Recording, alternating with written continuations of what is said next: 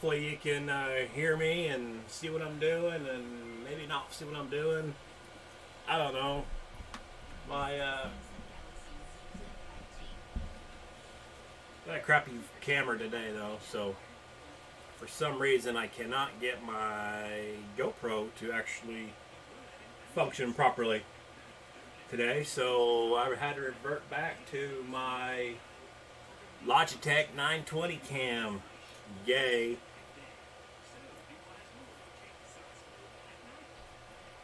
How's everyone doing today?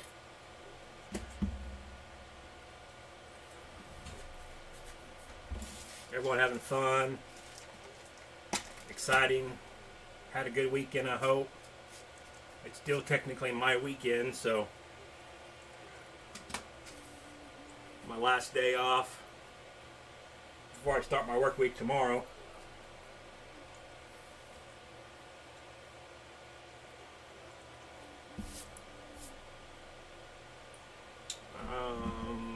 Need my headlamp.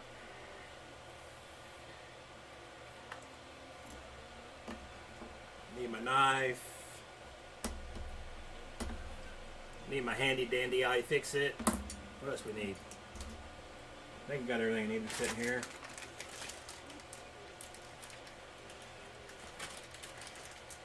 I don't have very many boxes to do today. Just got a few. Not a big deal. Hopefully the sound's okay. Mic's okay. You can hear me.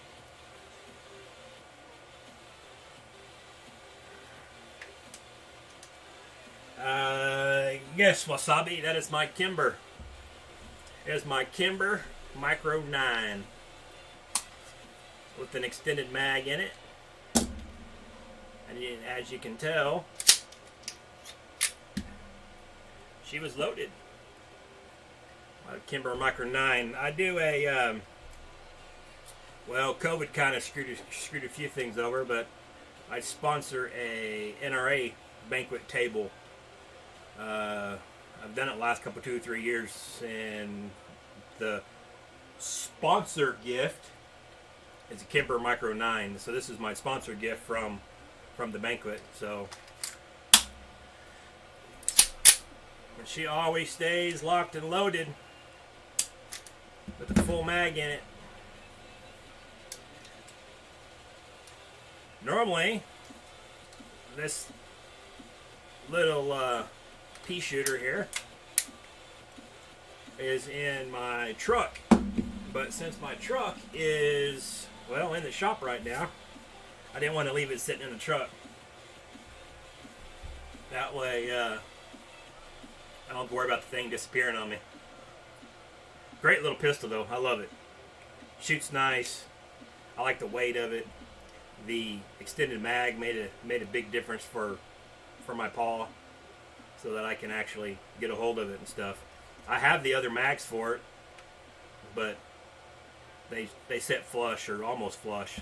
But it's a great little piece though. This is actually my second one. I had another one that I got also from the NRA banquet, but it was a stainless steel model. It had the rosewood grips on it. It was a really nice pistol. Too nice for what I wanted, so I ended up actually selling it. I kind of wish I didn't sell it or hadn't sold it, but yeah, whatever. This one here, it's all, you know, it's all cere coated. Slide, the frame, everything's been cere coated on it, so it's a lot more durable coating on it. So I don't have a problem carrying this one. I've had this one for, man, almost 2 years now, and I've maybe shot 60 rounds through it.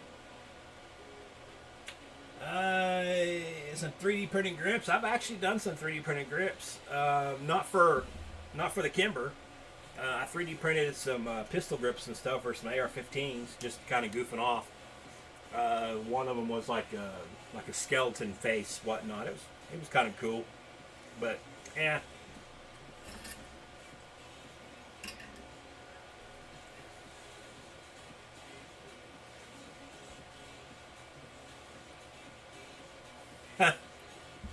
I don't see how that can be banned on YouTube. I know a lot of YouTubers or Firearm channels or whatever it is, you know. So, and I'm not monetized yet, so what are they gonna do? Tell me I can't? They're gonna demonetize me because I have a firearm? I doubt it. And I legally own it, so come on now. So I need to get working on some of these boxes.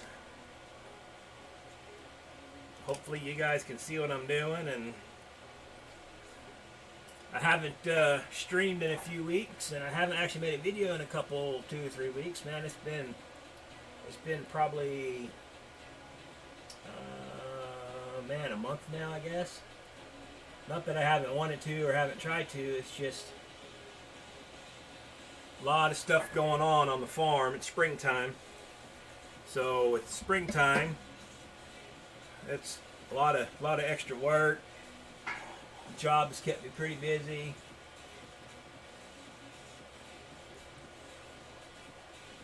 I did a lot of streaming and a lot of video making during all the crappy weather, so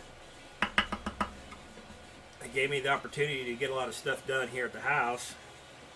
But I need to hopefully things start slowing down pretty soon. I can start making videos again.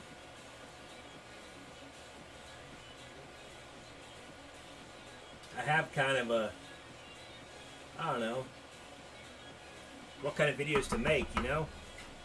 I'm not the most creative type person when it comes to doing stuff like that, so I don't.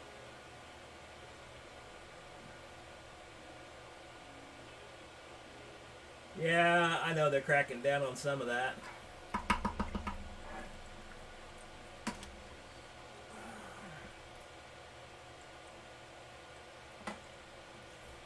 Well, Terminator, you need to go over to my Discord, and there's a channel in Discord for meter orders, meter box orders, because I don't sell the entire deal.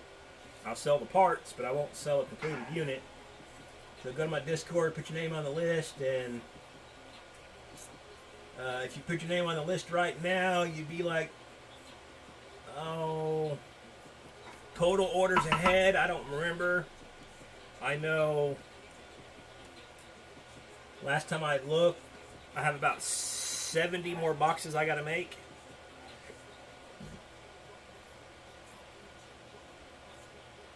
I got about 20 boxes I'm shipping out tomorrow. I was going to ship out today, but plans got changed on me, so I didn't make it to the post office today.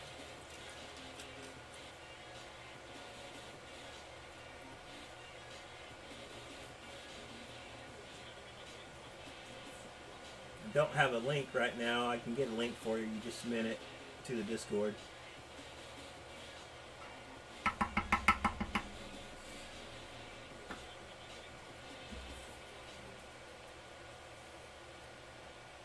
Yeah, I actually, Wasabi, I actually met up with Mikkel, Crypto Mikkel. We stopped and had lunch last weekend, actually. So my wife and I and his wife and the Crypto Mikkel, we sat down a couple, about 2-3 hours. So we had stopped and had lunch, had some barbecue. If any of you guys are traveling through Oklahoma at any given point in time, there's a little town called Wellston, Oklahoma. It's a tiny little town out in the middle of nowhere on the turnpike in between Tulsa and Oklahoma City. And they have the barbecue place called Butcher Barbecue. They are competitive barbecue place. When I did the Rocky Mountain Race Week last year, I met met 2 of the brothers who are doing the Rocky Mountain Race Week, and told me about the barbecue place. So I've stopped by there now a couple 2 or 3 times. It's really good barbecue. So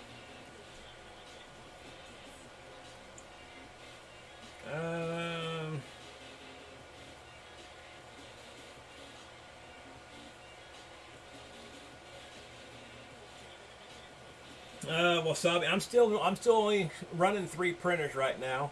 I have 1 printer that is designated just for doing lids, and I got 2 printers for doing boxes, and that's it. I have a 4th printer, but I haven't been able to get it back up and running. Not yet, anyways. I haven't had time. I got actually one of my OG printer, the very first one that I had. It actually one of the fans in it died, and it screwed the print up pretty bad. It was kind of a weird print. This is what it did right here. The fan was working when I went to bed. About an hour later, the fan died. So when it finished printing, this is what the box looked like. It was kind of weird. It's all like flimsy and stuff. It's sort of a box. I guess I can make it work. It's kind of weird. I just kind of kept it just to kind of look at. It didn't. When the layers go down, it didn't like bond the layers together. So it came out real funky. I've never had a print do that before. But changed the fan out and she's up and running again. So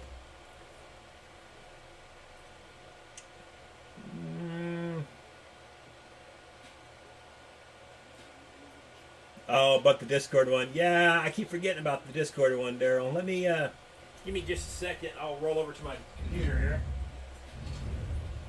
I'll put it in the chat. Let's see here.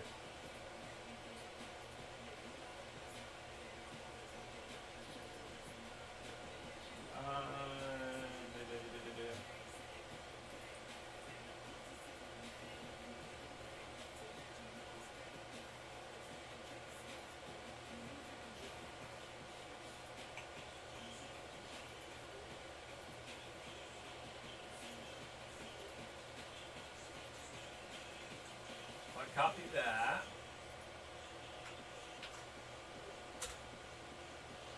There's the Discord link right there.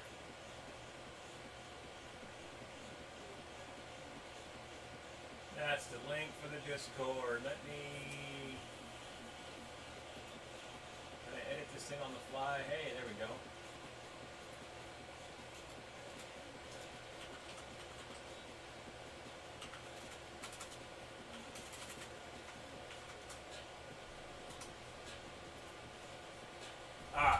There we go. There we go.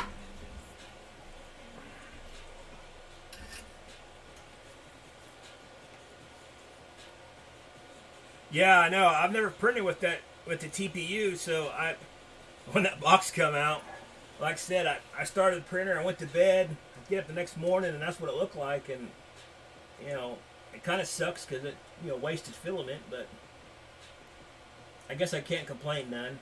I've had my OG printer for, oh man, like 2 years. And that's the first thing I've actually had go wrong with it. I thought about getting, I have them, I went ahead and bought them, but I haven't put them in. I got to do some modification work to it. But I bought some Noctua fans. The 40 millimeter by what are they, 40 by 20? Where the hell I can put them at? Yeah, they're 40 by 20 millimeters. Noctua fans, but the Noctua fans are 12 volt only. So I have to use a buck converter to reduce the voltage on it to be able to run the Noctua. But from a little bit of research, I think the Noctua fans don't have as much airflow. So I don't know how that'll affect my prints. And right now, I just got so many of these things to do. I don't really want to have to start trying to redesign or redo everything. I got a file that works for what I need, and I'll just keep going. I'll just keep them going the way that I intended for them to go, I guess. I don't want to change nothing too drastically right now.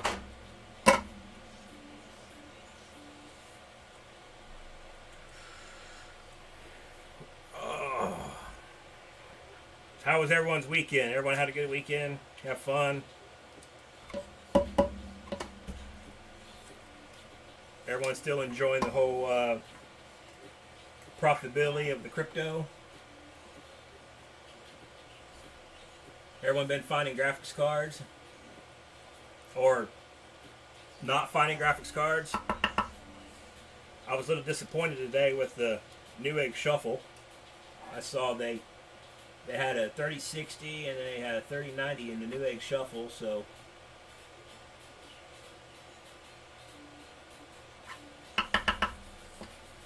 I wouldn't mind having a 3090 in my daily driver, but I'm just not willing to pay $2,000 for it right now.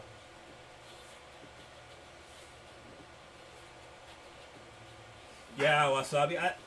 That was another reason I hadn't switched things over yet to the Noctua fans. There's a guy made a 3D print for a airflow using those Noctua fans, and it's supposed to be a lot better, but I just haven't had time to mess with it. Like I said, I got so many of these things to do. I don't really want to shut down production while I'm tinkering.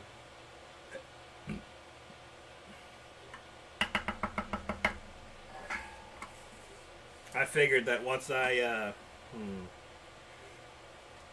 get so many of these things done and I start finally get caught up, and every time I think I'm getting caught up or I'm almost caught up, I'll have another explosion of boxes to be ordered. And every time I think the list is getting shorter and getting smaller, then I get more of them added to it. So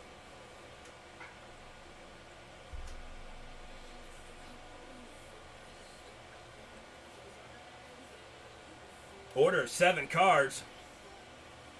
What cards you getting, Daryl?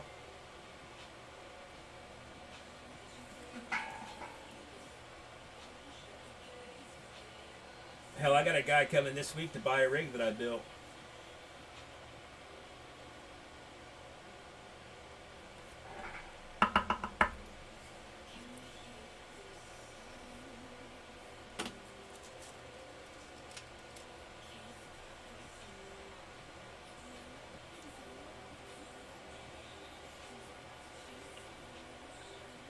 Should ROI on your 13 rig? 13 GPU rig? What GPUs are you running, Wasabi?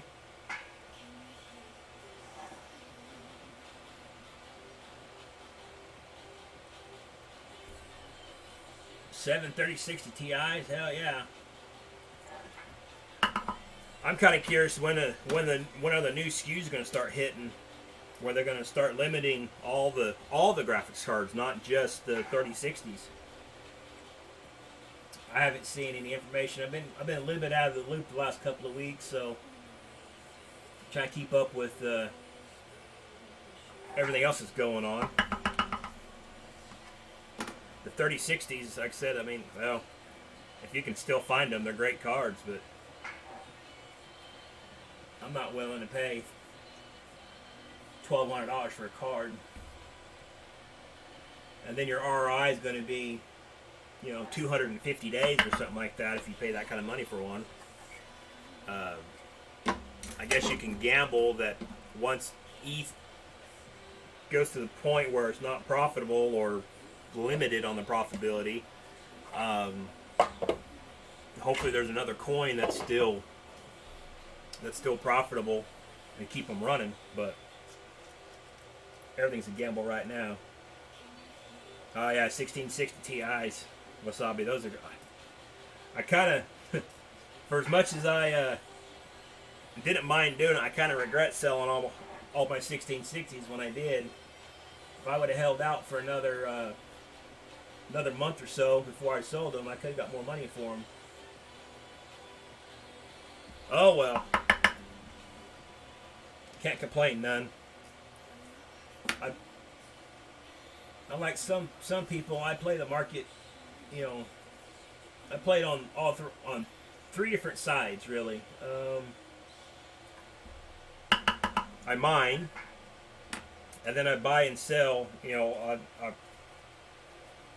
play the exchanges a little bit, and then I play the hardware side of it also. So when I can find a good deal on some graphics cards, or Newegg Shuffle, or I can pick them up from Micro Center or anything like that,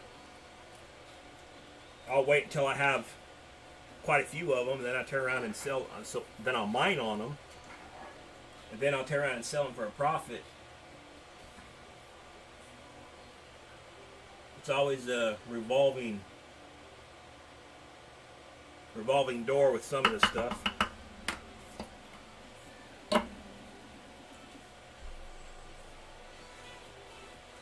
Yeah, I don't know. I hope something picks up afterwards.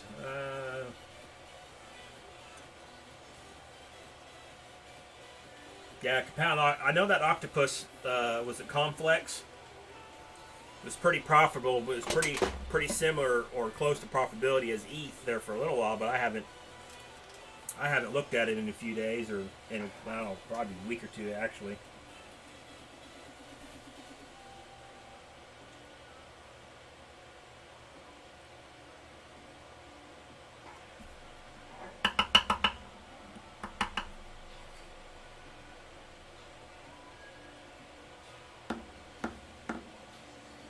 Konomi. Oh man, I don't know. I haven't used Konomi in quite a while. I do everything through Coinbase, so I haven't had any issues with Coinbase. Other than I know they did some server updates here a while back, so they shut everything down for a couple hours. But other than that, that was it.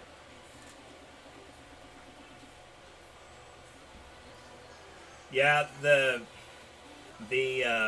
octopus is not, from what I've seen in other people's reviews and stuff, it's not limited like the ETH is on those 3060s.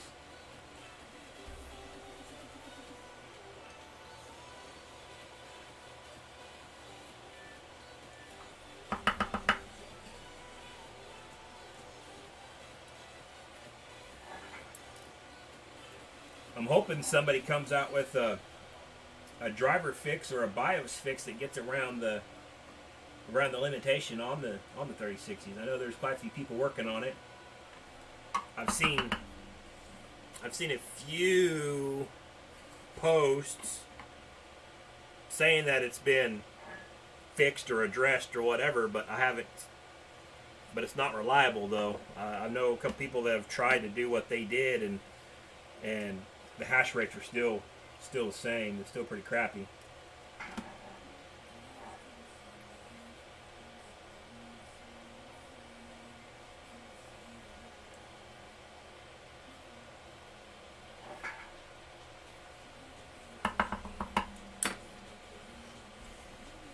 Oh, let's see here. You guys.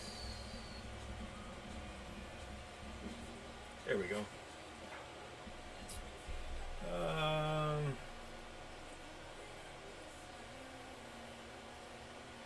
Well, supposedly the fix is already out, Daryl. Like I said, I've seen a few people try it. Run a specific drivers, and deal. I've seen the deal on there for the beta driver and a certain build of Windows, and I've seen people try it already. They haven't, come out and reported it, but it's people that I know that are doing it, and the results were the same. They're still being throttled on the ETH hash rate. So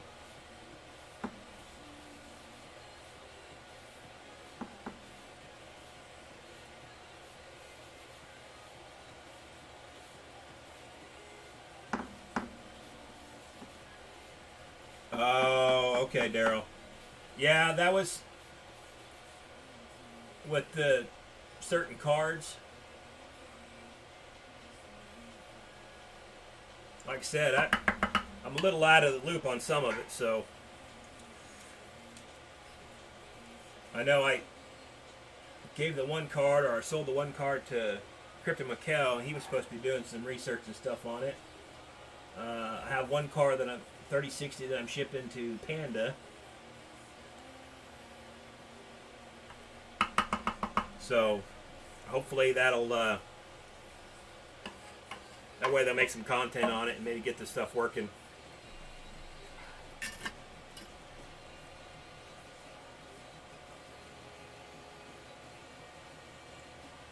Need to have a monitor plugged into it? Really? So, or the dummy plugs, huh? Need to have one of, there it is. Need to have one of those plugged into it.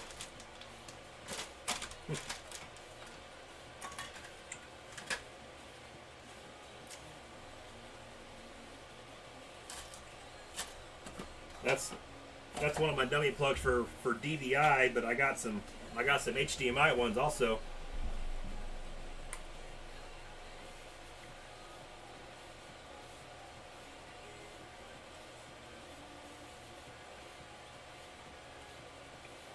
Huh, okay. Yeah, like I said, I've tells you how far I'm out of the loop. Man. I guess I need to pay a little more attention to what's going on in the world, huh? I'm just focused on making boxes right now. Since it's a never ending it seems like. Can't complain none.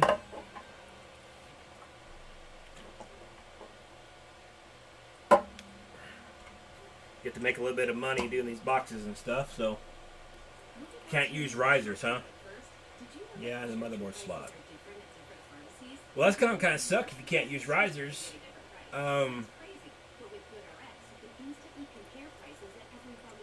So you can use a 4X slot and an 8X slot, but you can't use a 1X slot, or you just can't use a riser in general.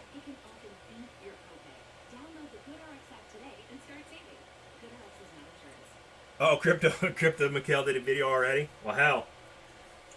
I guess I was too busy watching Cletus McFarlane videos and Boosted Boy videos that I missed his.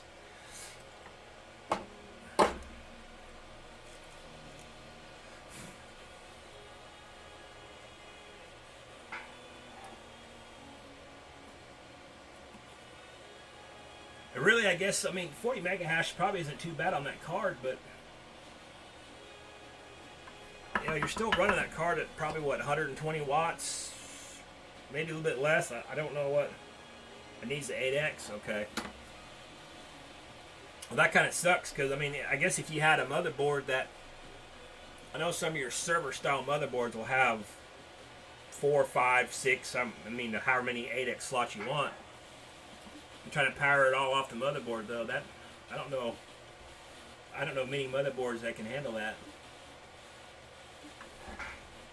I wonder if anybody's tried one of the riserless motherboards yet. I think, I'm not positive, I think a lot of those are still a 1X slot though.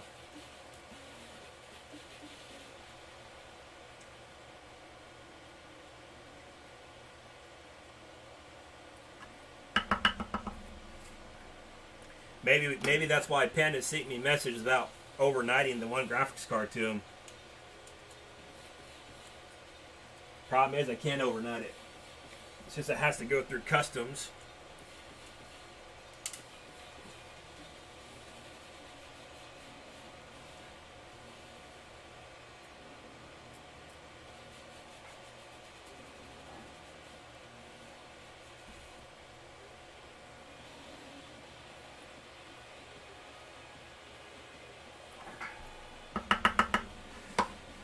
Alrighty. What we got?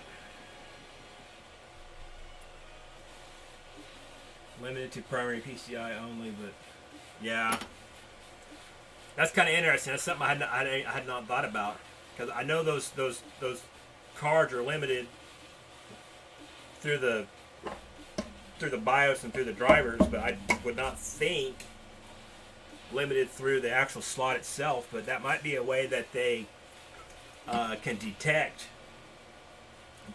that it's being used for mining, as if it's being powered by a through a riser, through a 1X slot.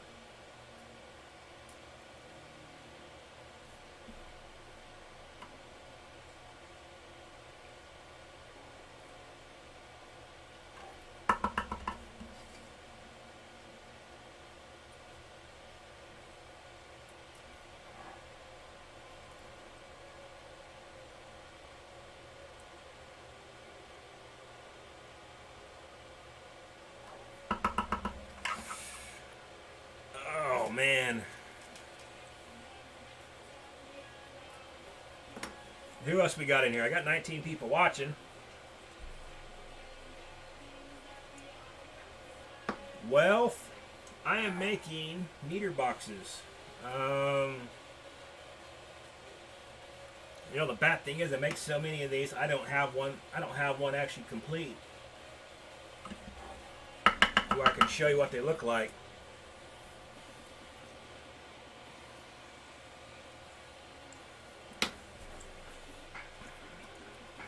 If you want to buy the box, go over to my Discord.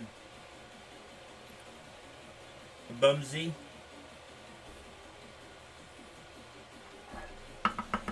I sell the box with a lid like this one, which is going to be for an L6-30R receptacle. So it's a locking receptacle for 240 volt.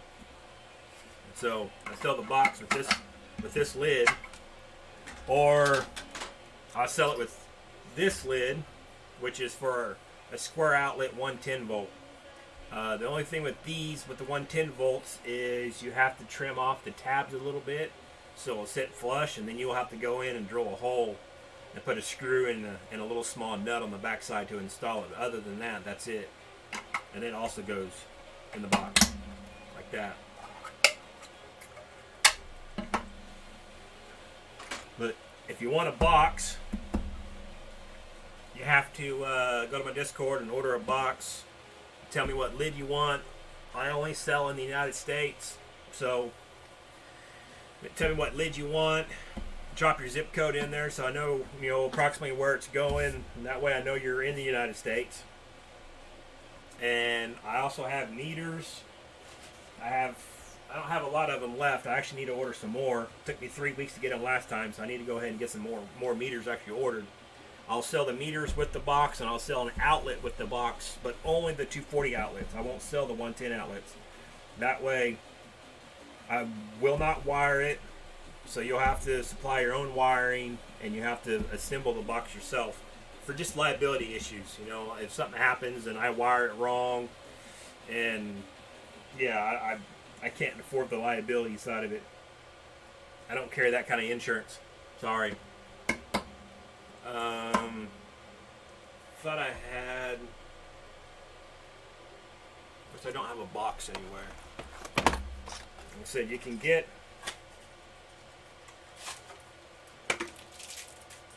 right here's a 240, 30 amp 240 outlet. Safely run about 24 amps on it. And it's made to slot inside here like this. Put a couple of screws in it to hold it in place, which two little holes in, and you drop it in the box.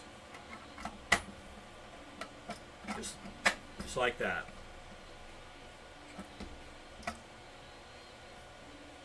Then, if you have your own meter already, I know some people already use some of those meters.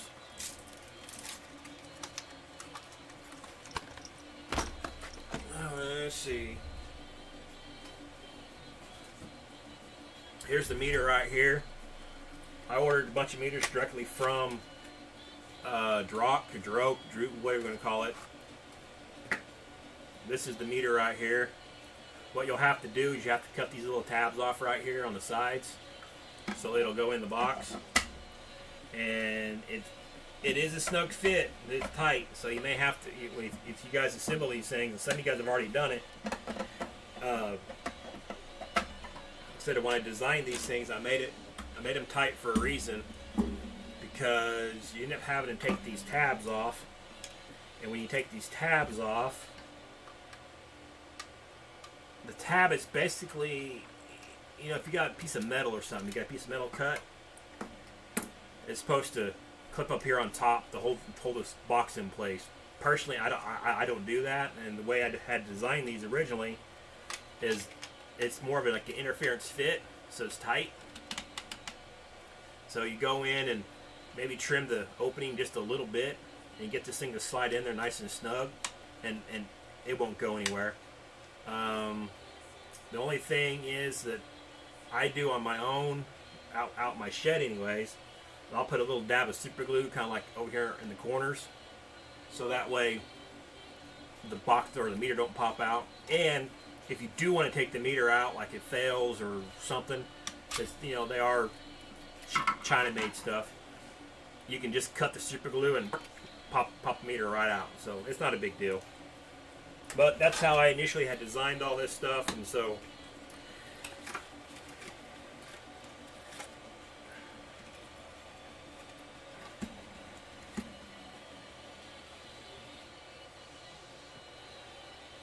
yeah, Wasabi, you're right.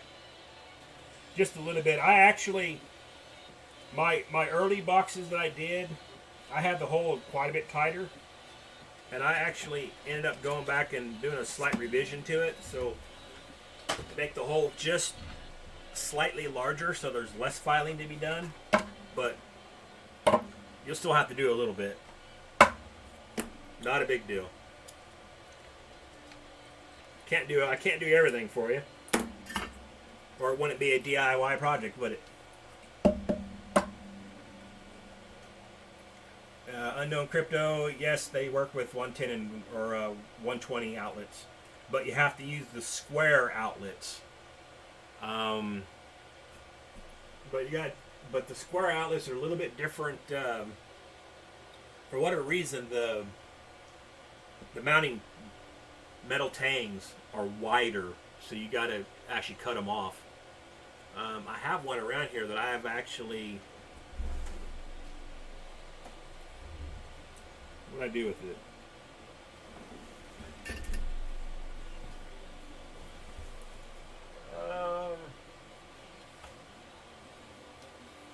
I got so much stuff in my room. Oh, there we go.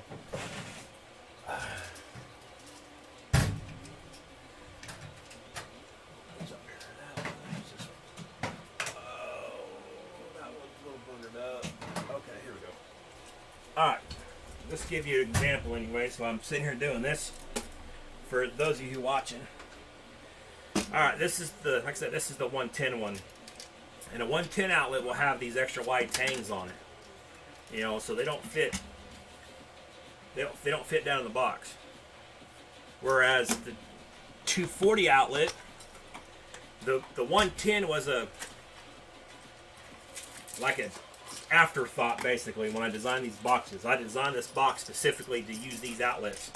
So as you can tell, it just barely slides inside there. I got maybe half a mil, maybe. So, but I didn't want to completely redesign a whole other box just for this outlet. So what you end up having to do, and this will fit in the square, in this lower square, like that. So what you have to do is you got to cut these tangs off right here, and then cut it down like this. So you got to cut off back in here with this. Actually, this one here is a little bit. This is a this is my USB one. I bought just to kind of tinker with. But you can buy the regular 120 outlets like this one. Cut the extra tangs off of it, and now it'll fit down in the box. And on these particular lids, like I said, you have to do like this. You go in here and take a little small drill bit and you drill a hole right here on either side of this. Put your screw through the top and get a little nut. I think when I built mine, because I have one inside my server case or my server rack for the house, I used like an M3 screw, just a little small screw and a nut to hold this outlet in place. And that's it. Like I said, it'll sit right down in the box. And it's flush. Or mostly flush. But that's how they go in, though. Take a little bit of work to fit this one. These ones here, though, I mean, they slide right in, 2 screws and you're done. No extra fitment on these. Like I said, this is what I originally had designed. Just that 120 plate was an afterthought, but I know I keep repeating myself here. But all right, what else we got going on here?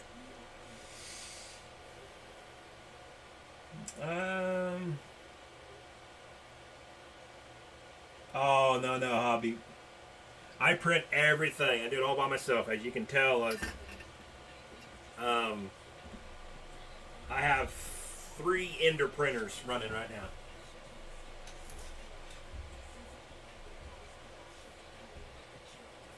Matter of fact, this one here just came off the printer.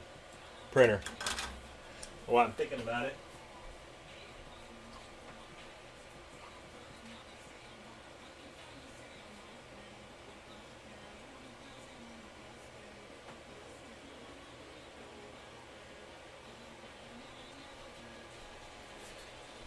That one just came off the printer. I almost forgot I needed to pull that off and restart my printers again. Do I have enough filament on this roll left? Yep. So let me get this one started.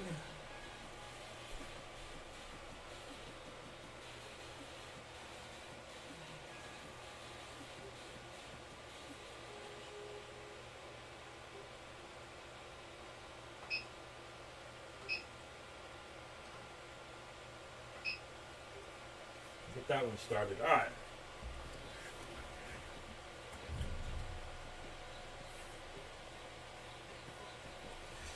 Yeah, I have Twitter, hobbyist, but I don't look at Twitter much. I don't. I mean, like I said, I have an account anyways, but I don't frequent Twitter as much as I probably should. I got lots of other channels and groups and chats, and I tell you what, I don't see how some of these people can keep track with, 14 different conversations. I'm doing good. Just keep track with 2 or 3. So,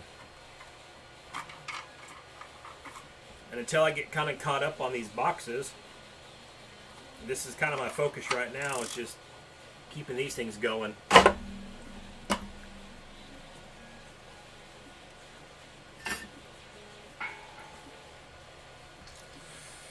Oh man.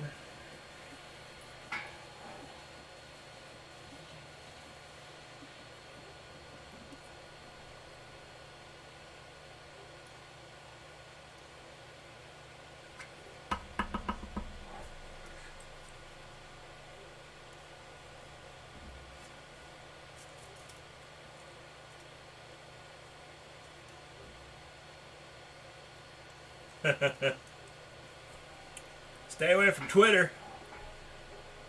Is Twitter the devil?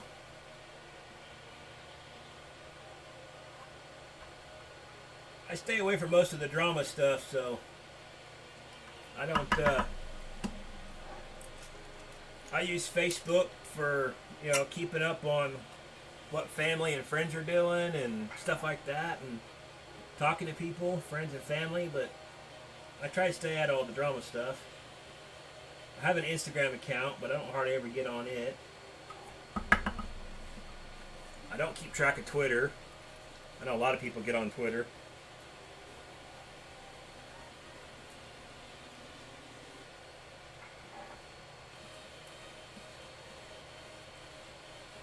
I know, I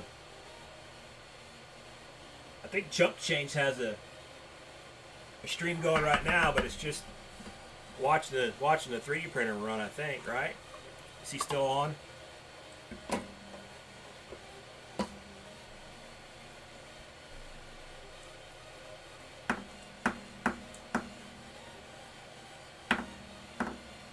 Yeah, no problem, Easy Miner. You're welcome, man. Yeah, Misfit Mining Chump Change, they actually, I kind of like those hangers. I wish I would have had that idea or thought, design, or whatever. But right now, these things here keep me so busy, I don't have much time to do anything else right now. I guess if I had an entire room of 3D printers, maybe I could keep up, but I do all this stuff by myself, so there's me, myself, and I when it comes to packaging and boxing and getting payments and stuff like that. So I don't have I know he set up a store, like I I guess through PayPal or something, where you go and put an order in and buy it.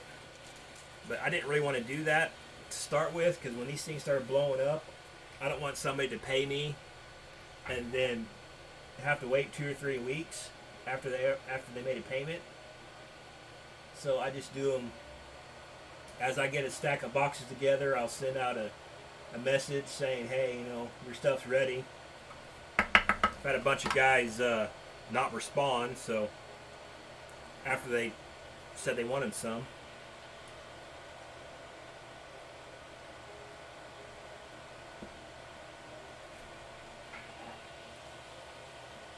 Yeah, I've used the wire racks a little bit, but it's one of those things that, from my experience, not to say I'm the professional go-to guy, because I'm by far not that guy, but from my experience, personally, I like server cases. I know they're hard to get a hold of. It's easier to control airflow and cooling that way, especially when you're in a closed environment, a house or something like that. Even on the wire racks, and using not necessarily a vetted frame, but similar to that, I've used the AAA wave frames. I've built my own frames. Had a lot of issues with controlling the temperatures, even with having fans and stuff pointed on the graphics cards. When you're running 45 of them in a small space, it's a little hard. So personally, I like the server chassis.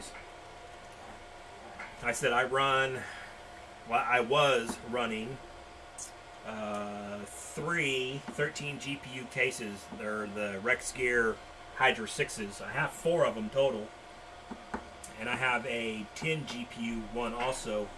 It's the Hydra 8, and I love them. I mean, they're easy to work in. Put a couple of Delta fans on them. You don't need to have a whole bunch of them, and they just work.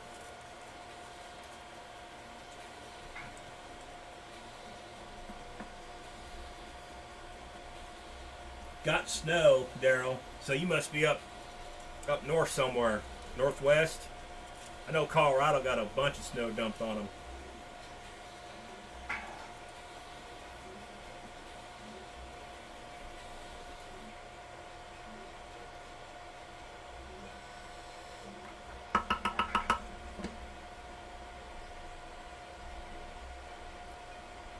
What OS does the meter run on?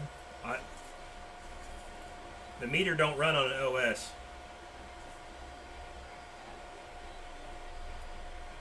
The meter is just it's just a voltmeter, just like a fluke meter or something like that. Just a cheap version of it.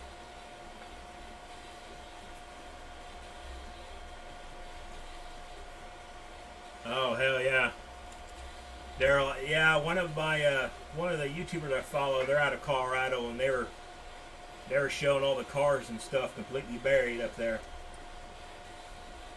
I'm actually from Colorado originally. Still got family that live in Colorado, and I try to get up there as much as I can, but I just don't make it up there as often as I would like to.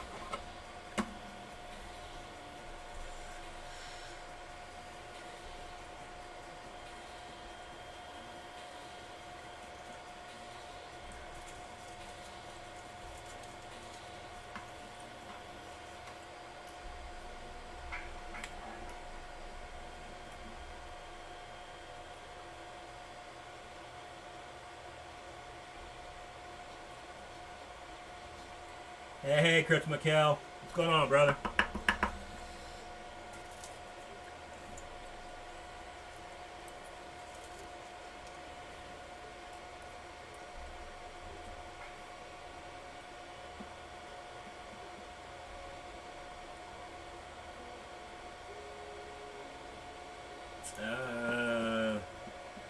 Thomas, yeah, I have no idea about the on the phone. I would assume it'd work on the phone.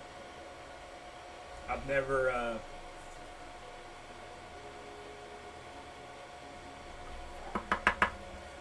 tried it.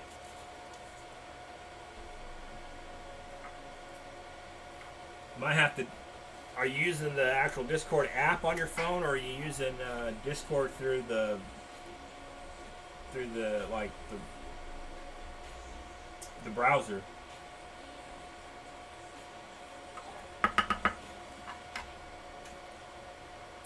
Yeah, we were just talking about that, Mikkel. I wasn't sure.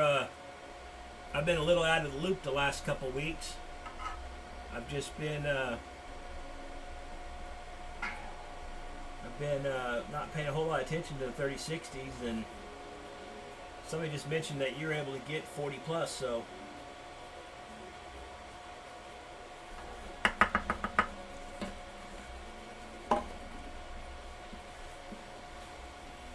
problem is though with that 48 mega hash at 116 watts,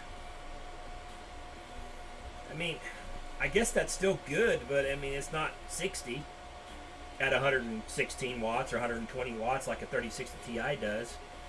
Cost-wise, those damn cards cost just as much as buying a 3060 Ti. So I don't see a whole lot of benefit in those cards. I mean, I can get 32 mega hash on a 1660 at 70 watts. So I mean, what's the, without getting the old calculator out, what's your watt to mega hash? Yeah, I guess you have to. Did you run that off of the motherboard, or are you running it off of a riser? Oh, not stable at 50. Yeah, I've had issues with my 3060s.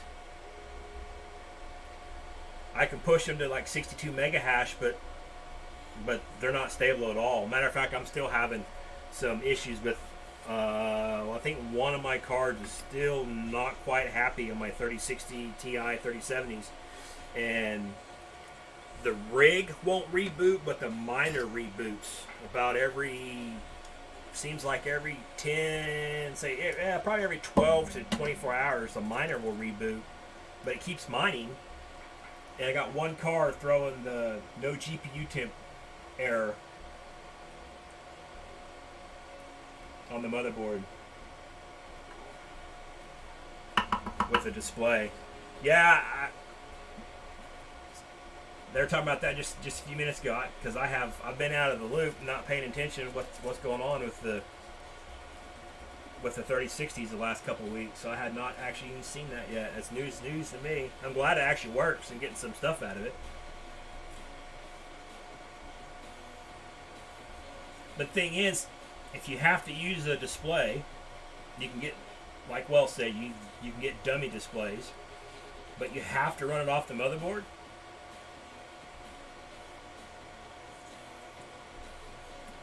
I guess some people are saying you have to run it off the motherboard. You cannot be on a riser.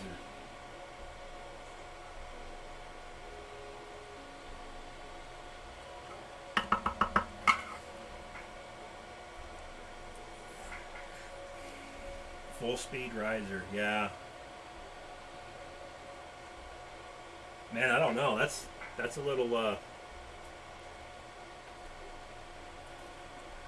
mean, I guess it would be a way around it to be able to get those cards up and running right, but you're really limited on the number of graphics cards per motherboard, though.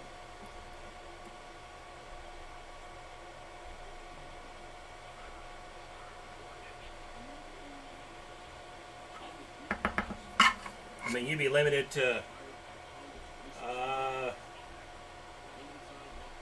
think my motherboard has 3. Yeah, I think my motherboard has 3 full speed slots on it, I think. Without actually looking at the box or looking at my computer.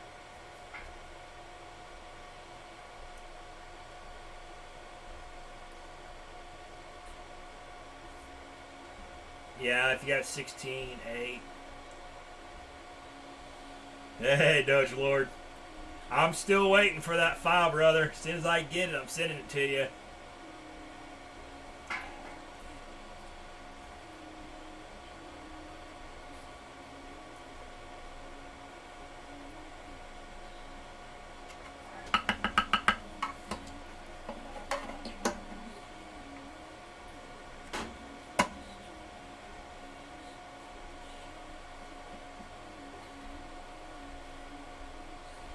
Yeah, and that's the thing with most motherboards. Most, I guess, consumer-based motherboards are only going to have what, 2 slots that are 8x on your PCIe. You might have a couple that are going to be that have 3 8x slots on it, but for the most part, that's it. So if you have to have an 8x slot minimum to use those 3060s of mine with, I mean, you're not going to be able to run more than 3 cards. And it have to be ran off the motherboard with no riser. Unless you can get a hold of one of those server motherboards that have all the 16x slots on them. Then you start talking about big bucks, though.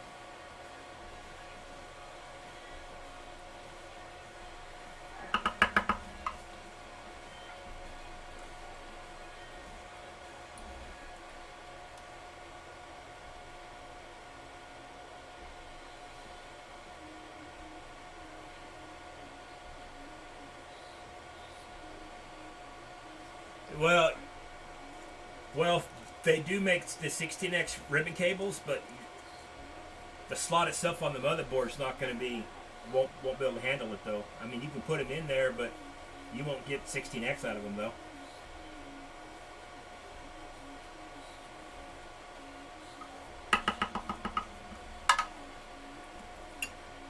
I've used a lot of those ribbon cables like that on ITX systems, but the way those things work, you have to have all the pins on the motherboard. And a 16x slot versus an 8x versus a 4x, the slot itself might be the same, but they don't have all the pins installed or in the actual socket, so you won't get the full performance out of it. I don't know if it's data or bandwidth or power or whatever. You won't get all of it.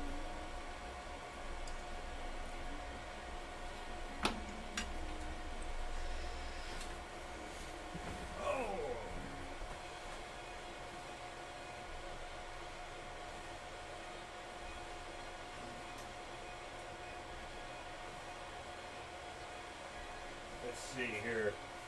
Where is...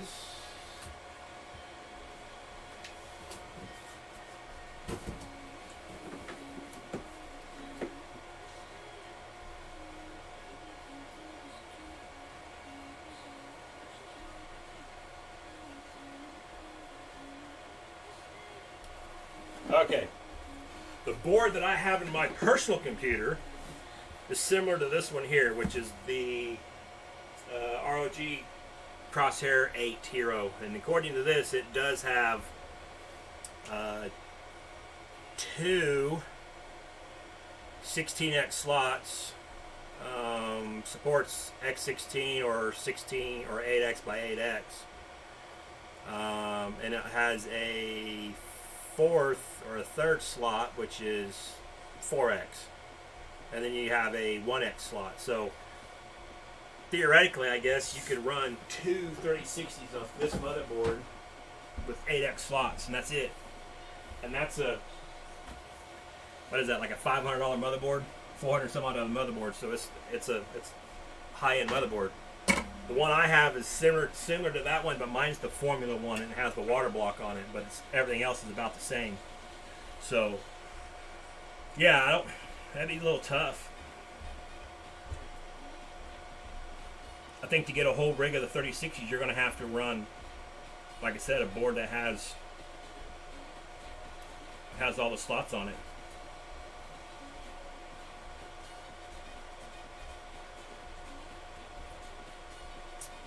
Um, 56. I've never seen one of those. Was it Linus Tech Tips that did a video using one of those boards like that? What was that? It was a breakout board on one of their 8 gamers, 1 rig, or whatever the hell they called that. But problem's going to be is where do you find something like that at, and how much is it going to cost you? I don't know if that would work or not.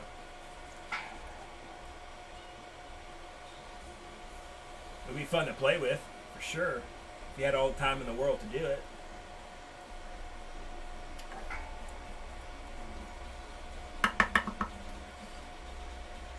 I forgot about that Linus Tech Tip video that actually had that in it. I don't remember the name of the board or the brand of it.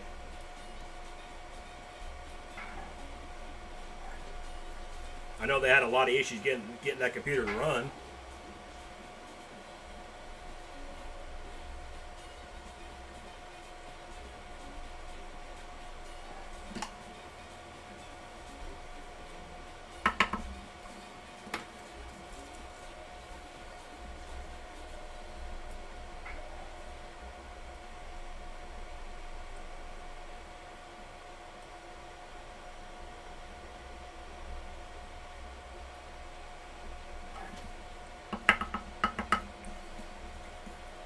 So who else is streaming tonight? I'm not getting anybody else's stream, am I? Other than I hadn't looked.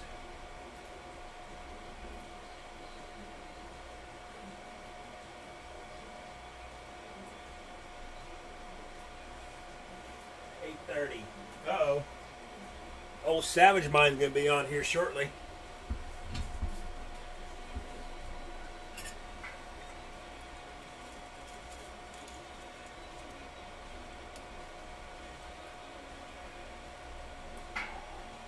Get into Savage Mind string. Hoping I gotta sit down and start writing out everyone's times when everyone streams.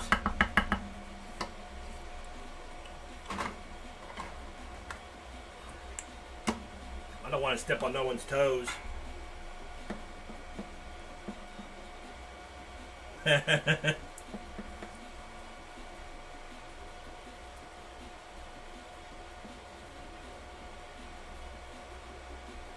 Well, if you drive up here right now, Crypto, Mikkel, I'll let you borrow Panda's motherboard. Or borrow Panda's 3060.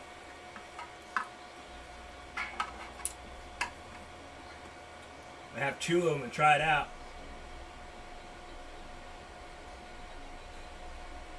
I just didn't have time to mess with it, so that's why I went ahead and sold both of the GPUs I got.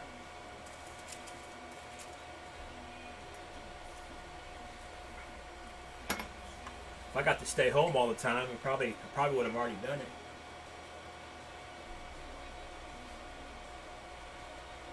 I need to win the lottery so I can retire and stay home.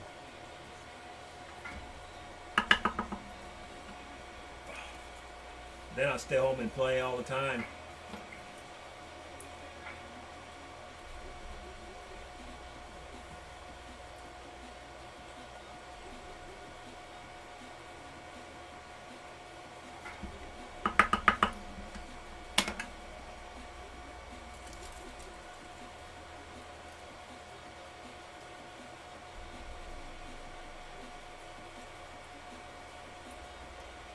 Back up and drive. Such a long drive. Oh, it's not that far of a drive, man. Come on now. Let's see. You are 2.5 hours, I guess. Roughly.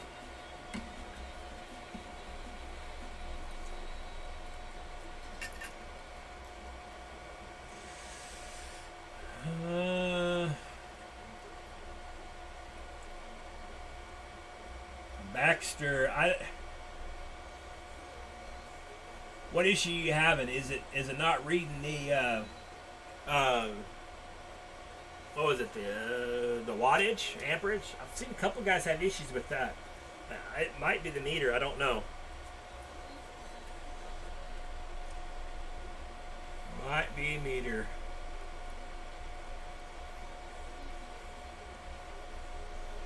Kind of hope with all these meters that I'm shipping out with these boxes don't have any issues, because then I got to pay to replace them, and I'm not Amazon, so that comes out of my pocket. Yes, 56. some of us do drive longer than that to Micro Center. My trip to Micro Center is right at 3 hours, or maybe just a touch under 3 hours. Hey, Doge Lord, you still on right now? You listening?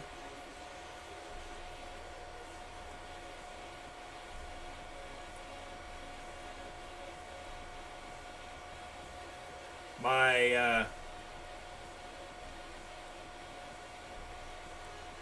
file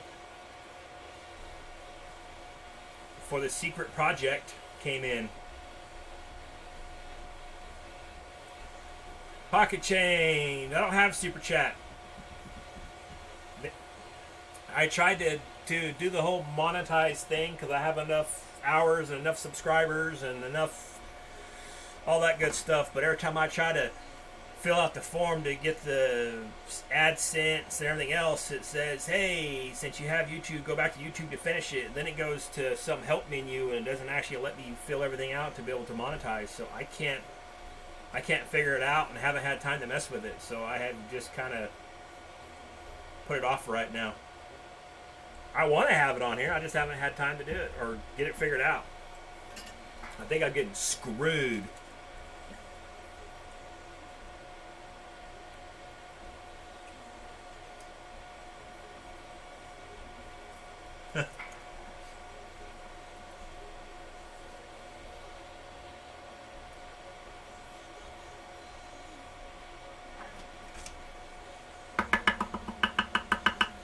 Don't drive at night. Oh, come on, man. Big sissy.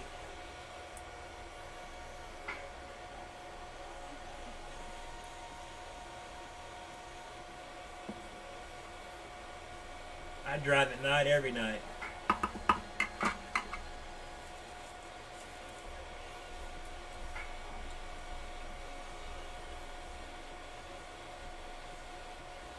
And I'm sure Red Panda won't mind.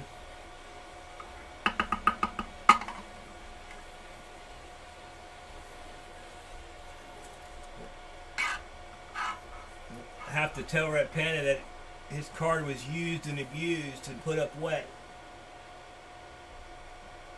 It was rode hard.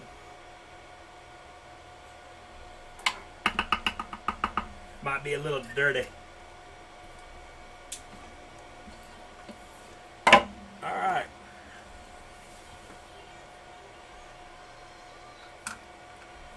Stream done. Why? Oh, my camera froze.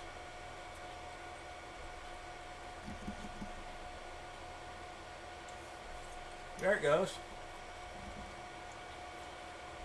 I think the video's just lagging a little bit, guys. That's all it is. I don't know why. Alright. This part's all done. I don't mess with the soldering iron anyways.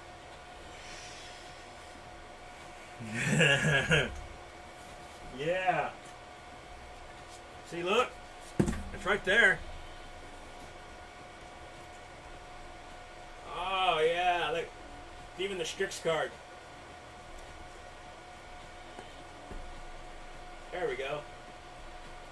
The glare on it kind of sucks. Yeah, my phone actually kind of froze up a little bit. I don't know why when I was watching it, so. Alright. Hard part's done.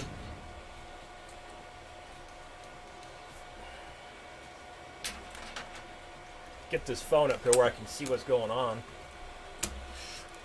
I'm using my phone to watch chat while I'm doing all this stuff.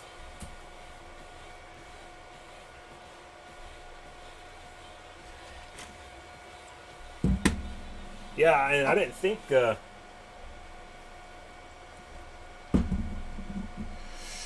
we got going on? Oh, have to be the same card? Really?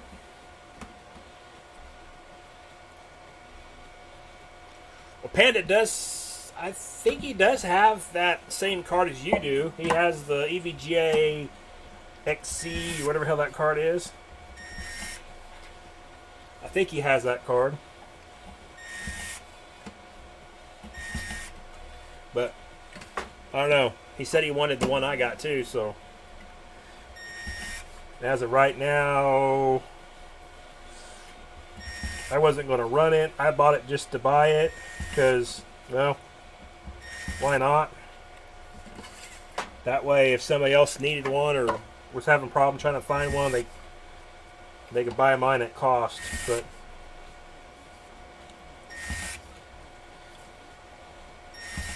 other than that, Ace of Strix card was stupid expensive for being a 3060.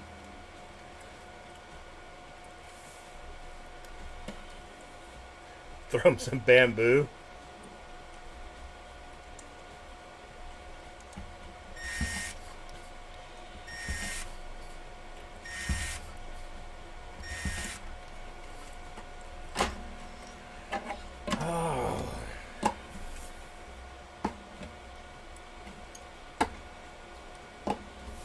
That is kind of weird that you have to do that, though. I mean, if you run 2 cards, it has to be the same card.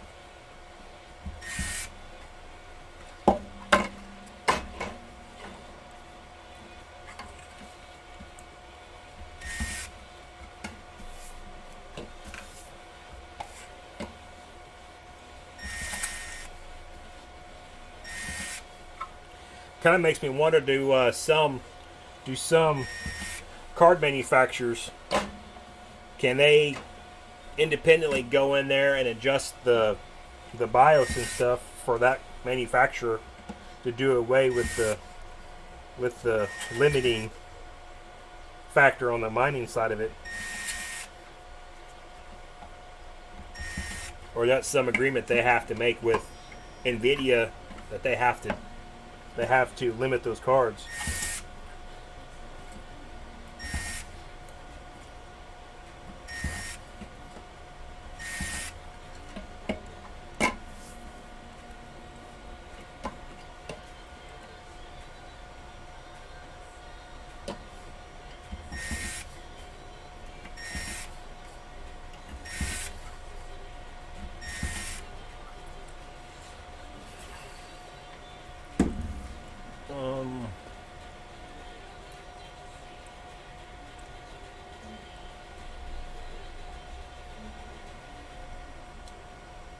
Alright, I got a new logo done. I gotta leave this guy a tip for, leave me a $10 tip.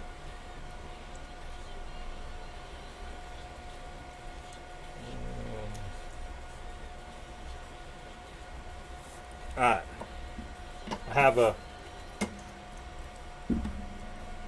had a logo done, a new logo done. It's gonna be a surprise. Just kind of giving you guys a little, not a preview, but a heads up. Something's coming down the pike for everybody, for all the fans, not just my fans, but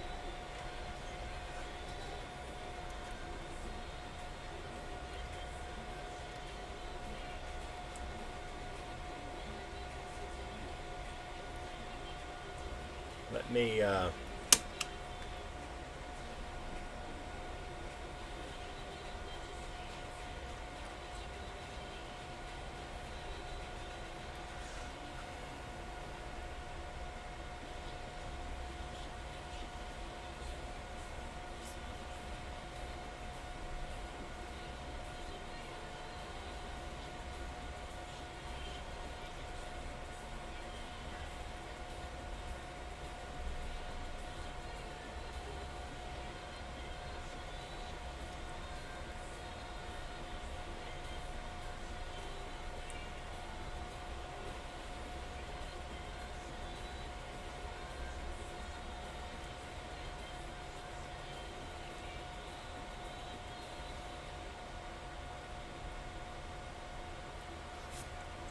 what do we got here? Hey, Doge Lord, are you on right now? Are you listening? Are you over at you might? Oh, I bet you're over there at Savage Barn, aren't you, buddy? Let me send you something. If you're listening, anyways, I'm gonna send you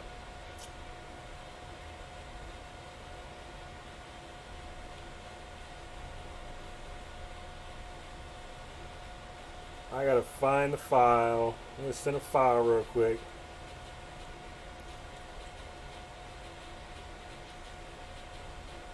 I've downloaded it on my stinking phone. Now I gotta find it. There we go. Go away.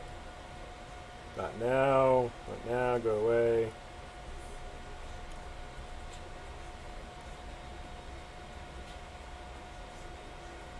There it is.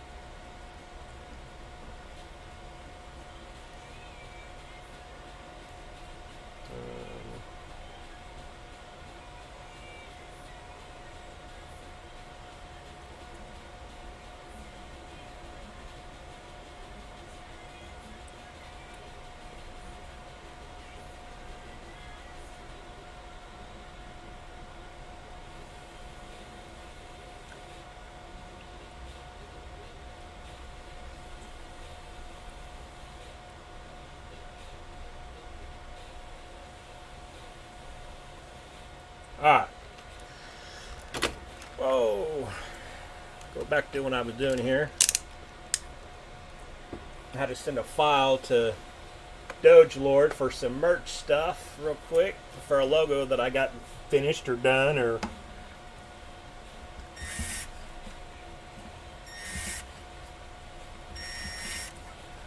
I'll have along with a lot of the other some of the YouTuber people and crypto folks, I'll have my own Space Goats, what do you call that line of merch and stuff over on dogelord.com. If you guys are wanting to buy a Red Panda t-shirt or a Savage Mine or who else is on there? A bunch of guys are on there.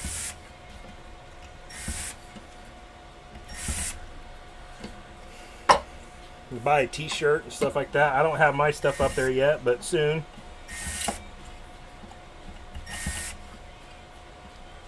Soon, very soon.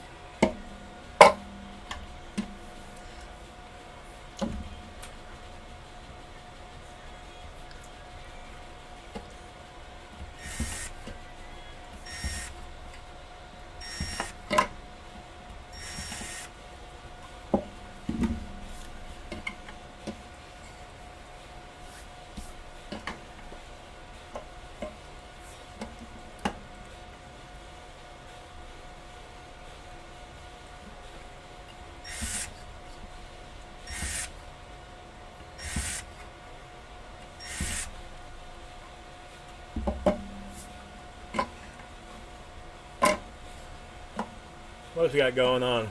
You guys being pretty quiet tonight. Must be over there listening to Savage Mine.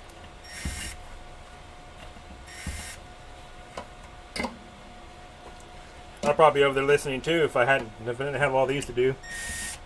And if I hadn't streamed in a month. I haven't made a video in a month. Last video I made is on the graphics card that Panda gave me, and actually working on Panda's computer. I gotta get that stupid thing done too. I just too many things going on.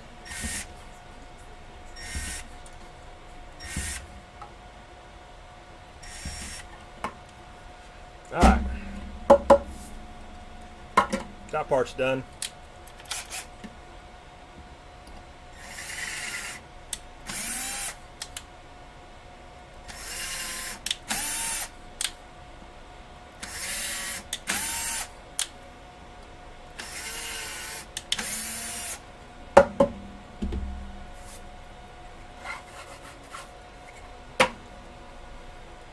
Watching the drill. Well, that's alright. Actually, I'm not drilling, but okay. I got a tap on here. I'm cleaning the threads out. Removing all the plastic from these threads from when you insert them.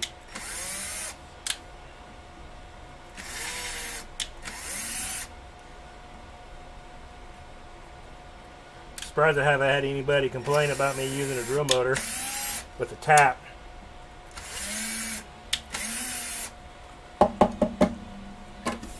One day, I'm sure. Have somebody get on here and tell me I'm doing it wrong. That's the internet world.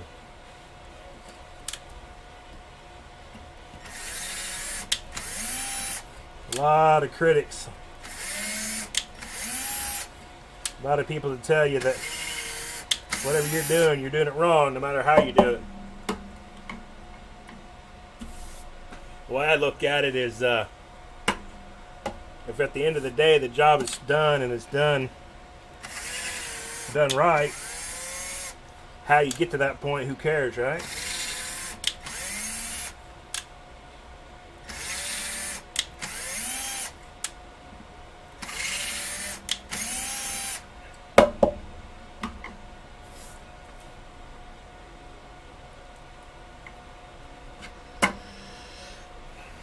Uh-oh. What did Doge Lord say?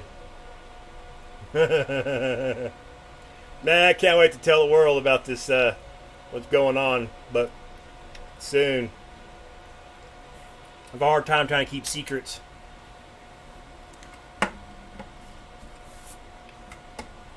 That's okay, though. Soon.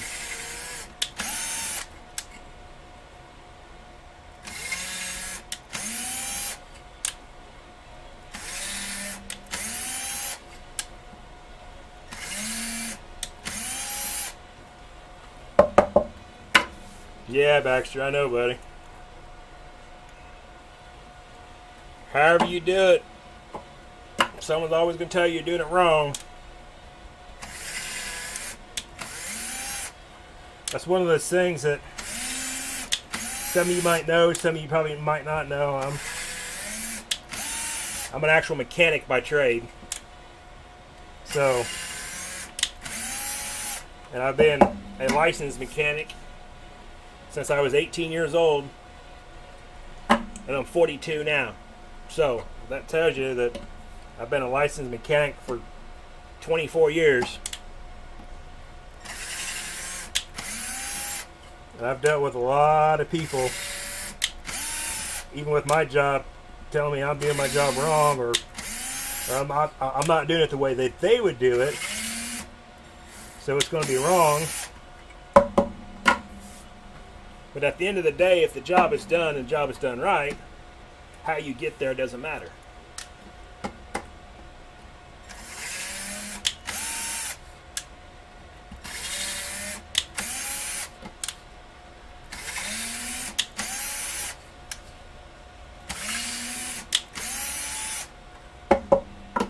Matter of fact, I'm a crew chief now, so I'm the one that pretty much gives out job assignments and tells people what. I don't tell them what to do, but like I tell my guys, is I will never tell you how to do your job. But if they come to me for an opinion or help on something, I will tell them how I would do it. But ultimately, at the end of the day, they are the ones doing the job. And since I work on aircraft, licensed FAA, licensed mechanic, they are the ones that has to sign off the job, not me. So ultimately, they are the ones that are responsible if something happens. So, like I said, I will tell them how I would do it and give them some pointers. And what they do beyond that is up to them.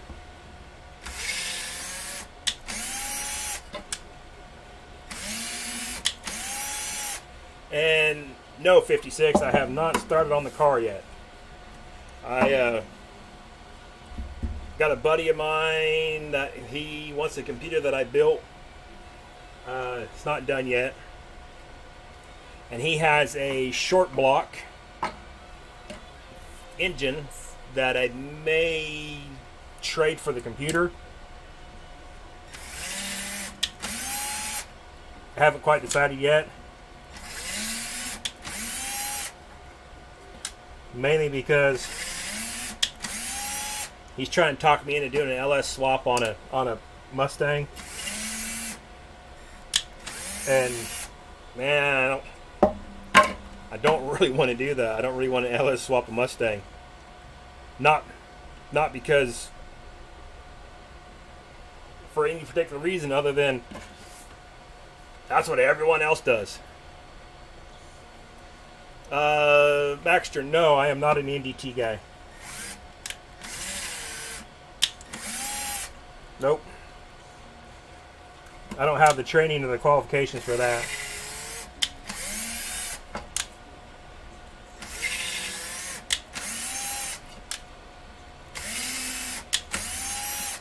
Actually, the last couple of weeks I've been working on a 777.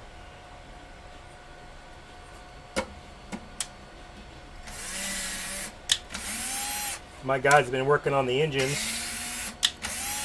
and those engines are $25 million a piece.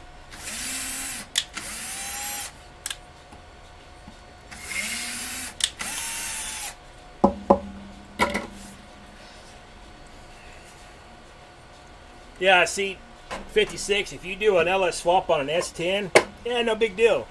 It's an S10, it's a Chevy. But everybody and their uncle is doing an LS swap on shit, everything. And a buddy of mine, like I said, he has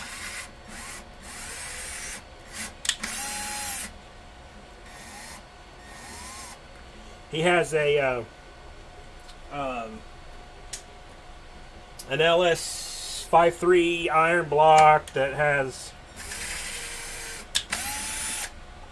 what has he got? Forged connecting rods, diamond pistons, LS1 crank. It's been stroked out to a 350, so you know it's not a bad deal for what he's wanting to trade with, I guess. And the block has been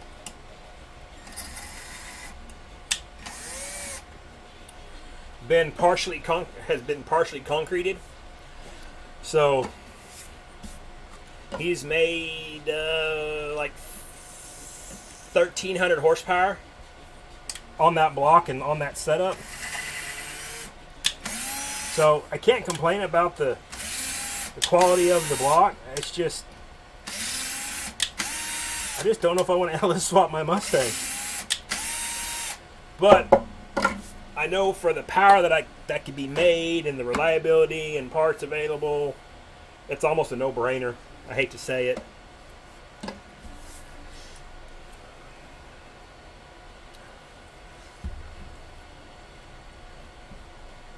Actually, if you want something with composites everywhere and to learn on, the 787's better.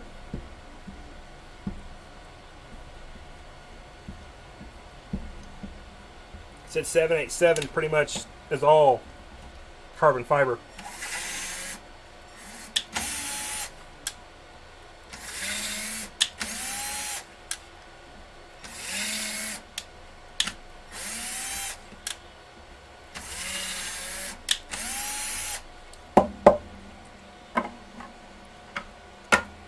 LS swap the world. Come on, Crypto Macau.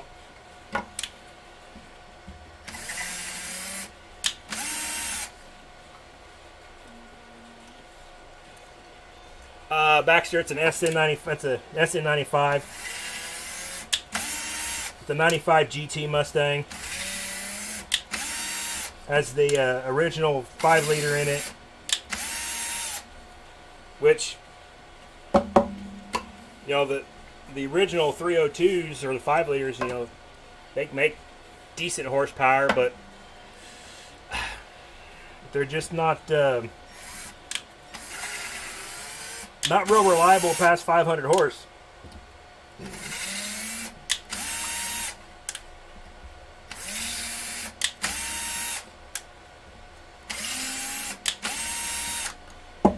I contacted a guy here a few weeks ago, actually been a couple months ago now, I guess, about building a custom motor for it. And to get what I wanted, to get the performance that I want, It was going to be about $17,500.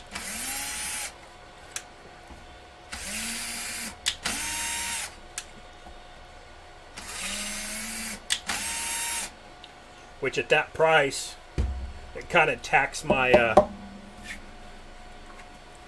the budget quite a bit, because I was trying to stick with about a $30,000 to $35,000 budget on the build, and $17,000 just for the engine is a bit hard to swallow.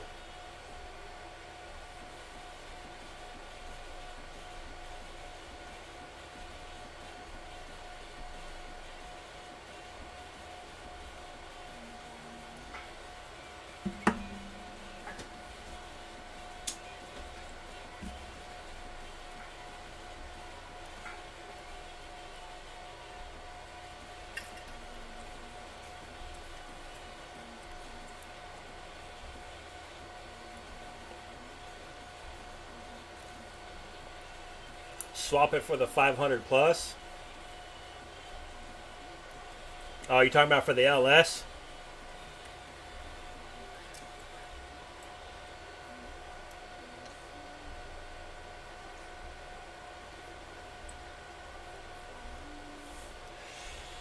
Yeah, well,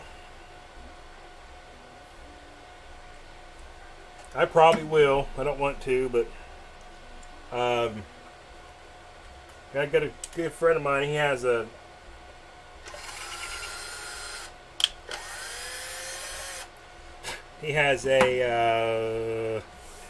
what is that, 2012 Mustang?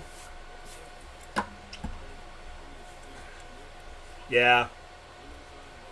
Swapping for 500 plus horsepower. Yeah, you know, that's kind of the bad thing with the LS's. With just a simple power adder, you know, with just a little bit of work to the block. I mean, the block itself is more than capable of standing about anything you want to throw at it for the most part, unless you get into stupid horsepower numbers. But your pistons and rods is where the issue lies, which the engine I'm looking at already has forged rods in it. And with that being said, though, a simple power adder with a basically stock LS with just a couple of parts in it, like the rods and pistons,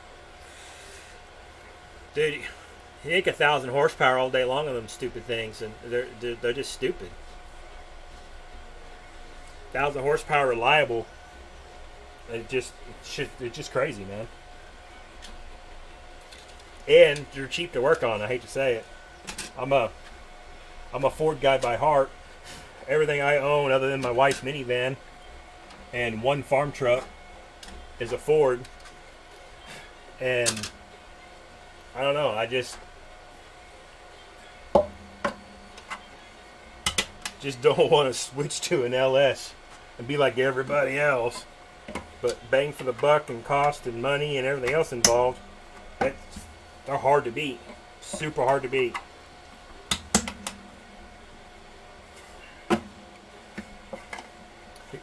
The Coyote motors are great motors too, but I don't know. Anything goes wrong with them, man, it costs a lot of money to fix. Matter of fact, I got mine in the shop right now. Shelled the water pump out.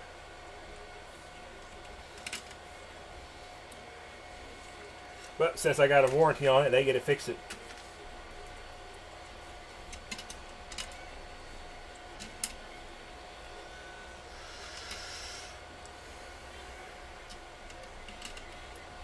Yeah. Yeah, they're hard to beat. For sure.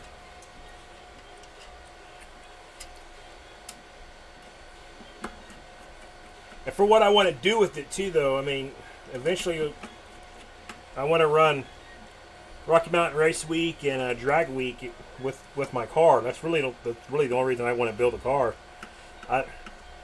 I like drag racing, but I'm not going to go to the track and bracket race and do anything like that. I just want to, I want to build a car to run Rocky Mountain Race Week.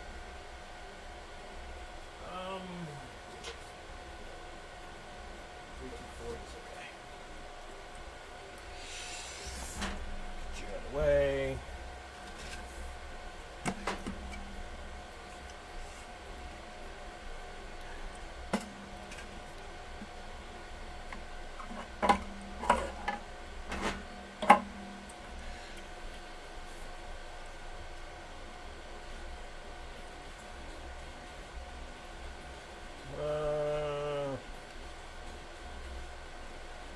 First on race day.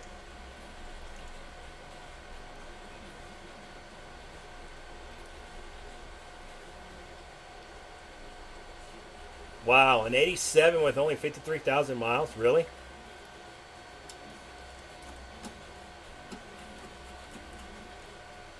I saw a 93 Cobra here just a couple weeks ago, actually. It was up in, I think it was Kansas City area is where it was at. Yeah, I think it was Kansas City area. It had 50-ish thousand miles on it or something like that. 93 Cobra. Super clean car, all original. I mean, there wasn't a stain one in the interior. I mean, it was a nice car. But I'm just not willing to pay $35,000 for it.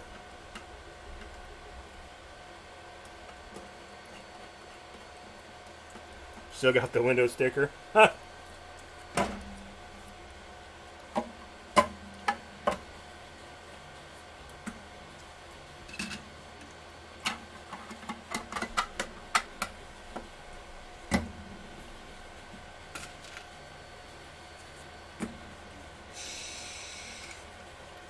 2000 Cobra. Yeah.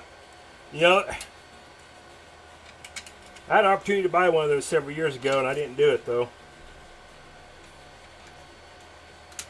I kind of wish I had, but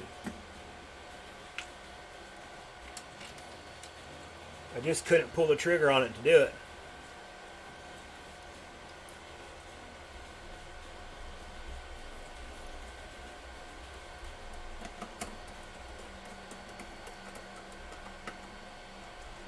Problem is with a car like that, though, man, it'd be one of those things that, I guess, to keep the value to the car and whatnot, if you bought one that was fairly new with low miles, you have to park it in the garage. But me, I don't want to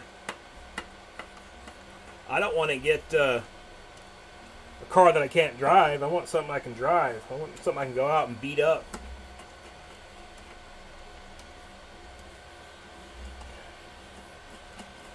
I kind of had my heart set on a GT350 here a couple years ago. Had the money to go buy one, but I just never did, though.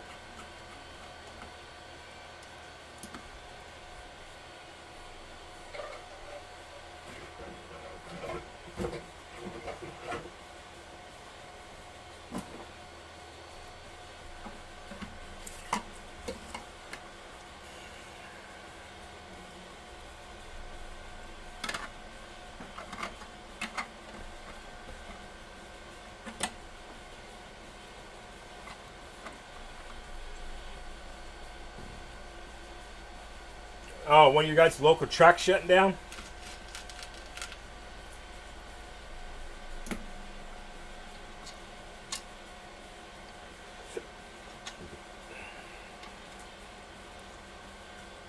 That kind of sucks.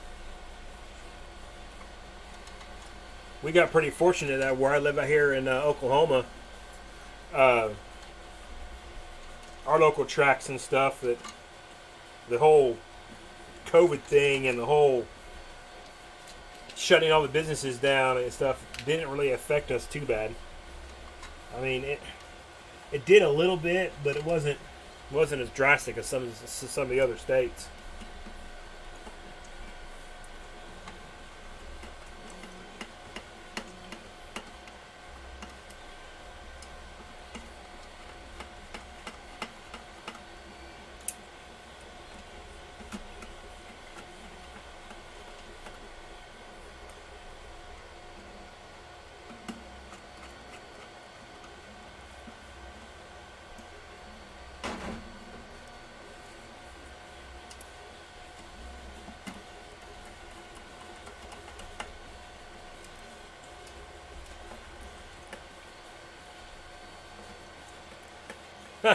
Yeah, Daryl, I know. I was also considered a essential employee. Never had to quit working. At times I wish I was able to stay home though.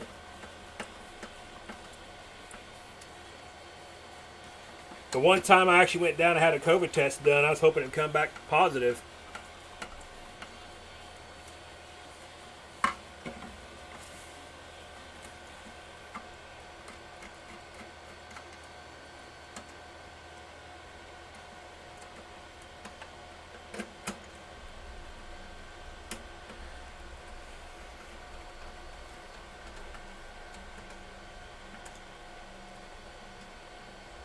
You know, that whole insurance thing, I don't quite understand all that. I mean, you gotta have insurance on the track. Okay, that's fine. But you got people that sign waivers and stuff that when they go out there drag racing, the track's not held responsible, or they're not held liable. So what's the big deal?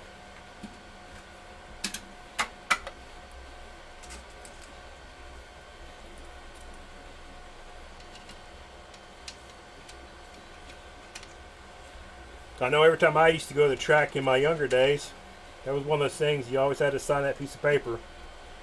If you get hurt, the track is not liable.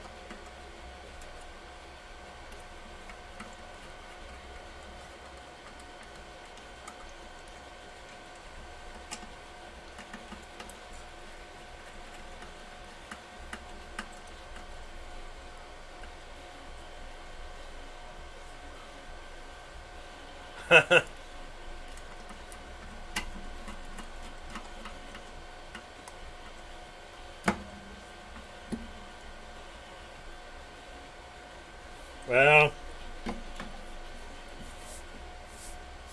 that'd be one of those things that I don't think they, if you're out doing something like that in a car, and I'm sorry, you know what you're doing, you know the risk that you take, I don't think you should be allowed to sue the track personally, but that's my opinion though.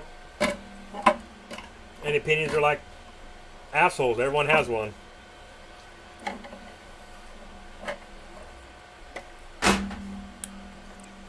But who am I? I'm just a redneck goat farmer.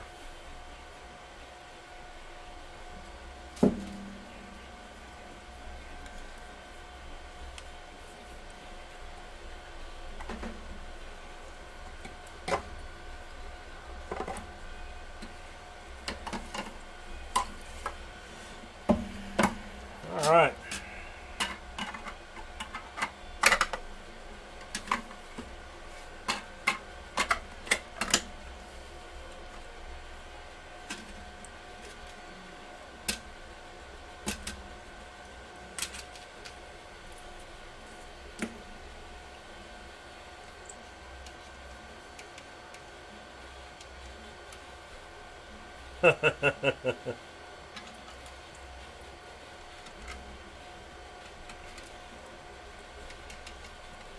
Yeah, well,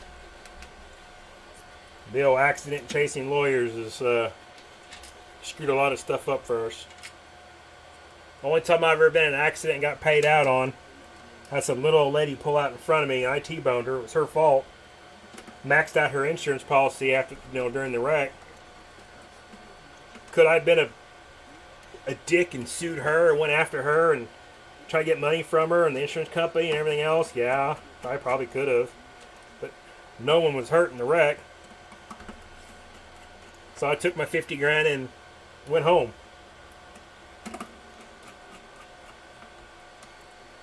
I didn't think it was right to try to go after somebody living on a fixed income. Probably told about her only car.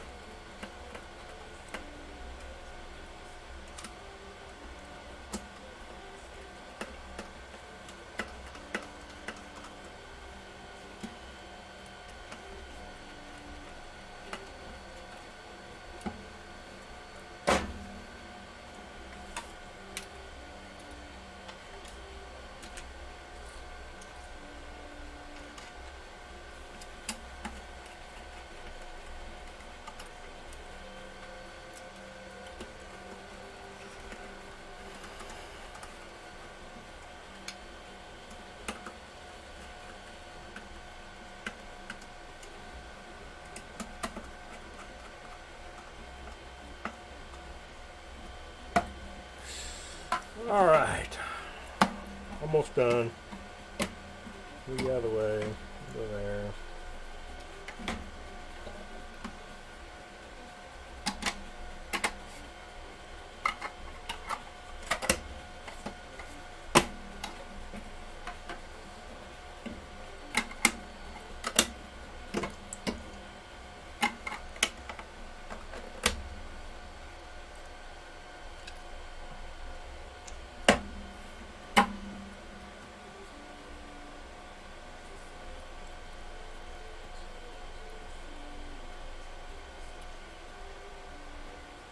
Tell us a joke. Dude, I don't have jokes. I'm not a jokey type person.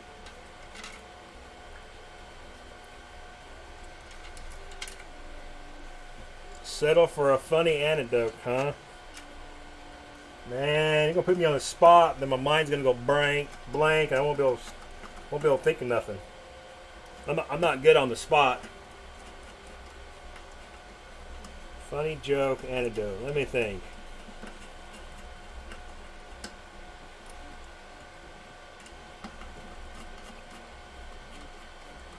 Man, I don't know. I can tell you some of the fun stuff that we used to do to new hires where I work at. Since I work at an airport, one of the things we would do, we'd have new hires come in fresh out of school or don't have the experience or something like that, and get somebody teamed up with me or something like that, and would send them to the tool room or the parts crib or the fastener crib, and we tell them that we need to get a canuter valve.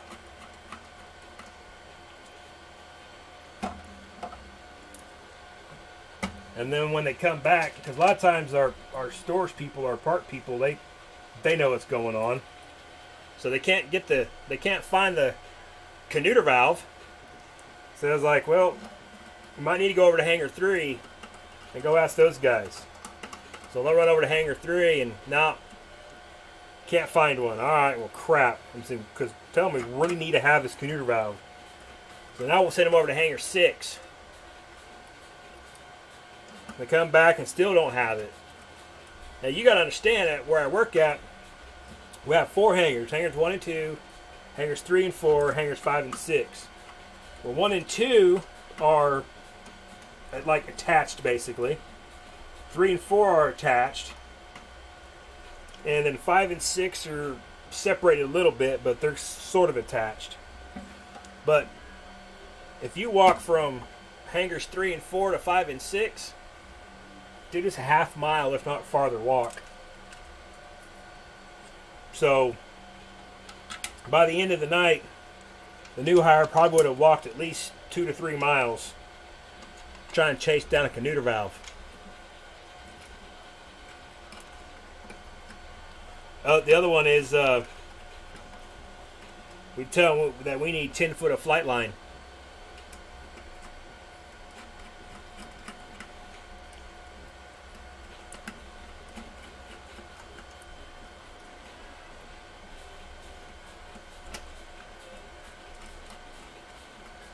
Yeah, the wood stretcher. We've done back in the old days when you could do stuff like this, not get in trouble. We'd be out there on the flight line or the ramp, where you want to call it, doing the engine runs, doing stuff like that. A lot of times, you might be out there several hours, and you don't want to run all the way back to the hangar to go take a leak. So we would go down in the wheel well, take a leak in between the main gears. Then you tell the new guy that you spotted a leak in the wheel well. You need to have him go down and check it out, and see if you can figure out what it is and where it's coming from. What's the first thing someone's going to do when they got a leak on the ground? You guys probably already know the answer to this one. go down there and stick their fingers in it and sniff it. See if they can figure out what it is.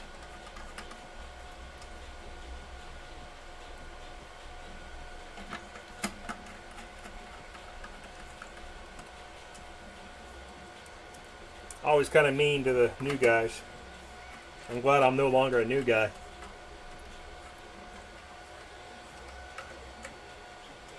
All right.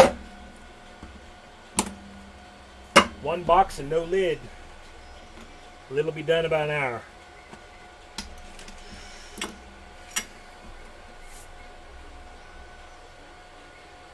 Oh man.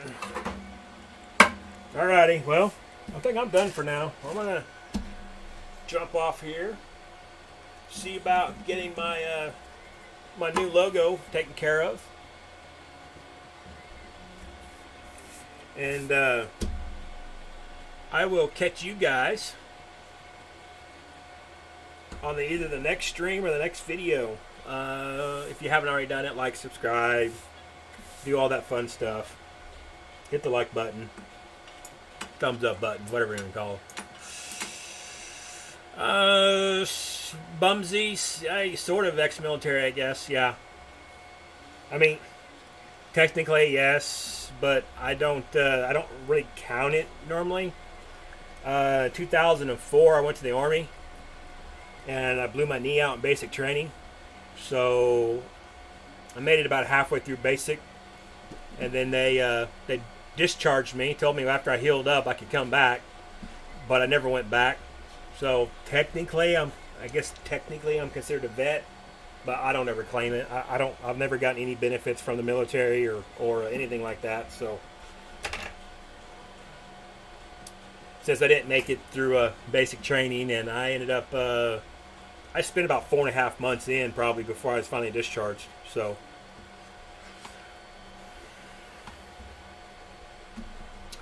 all right, guys, I'm gonna jump off here, and I'll catch y'all on the next one.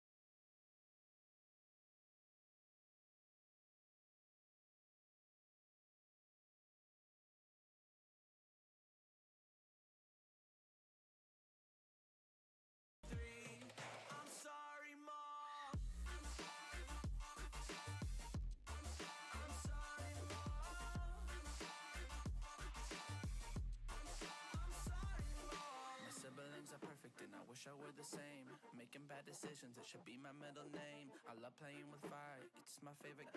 Watch me burn my whole house down, not feel a thing. One look in the mirror, don't like what I find. I know that somewhere in there there's a good guy, but he runs away at midnight. I'm sorry that I stole your car. Ain't got those tattoos on my arms that don't mean shit to me. Maybe you should pull the alarm, so I don't take it way too far. Drive at 4, I'm 23. I'm sorry, Mom. I'm sorry, Mom. I'm sorry, Mom.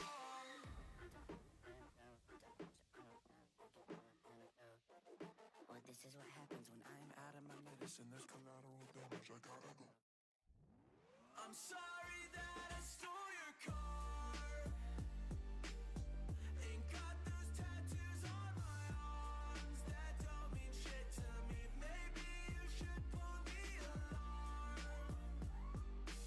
so I don't take it way too far. Drive at 4, I'm 23. I'm sorry, Mom. I'm sorry, Mom.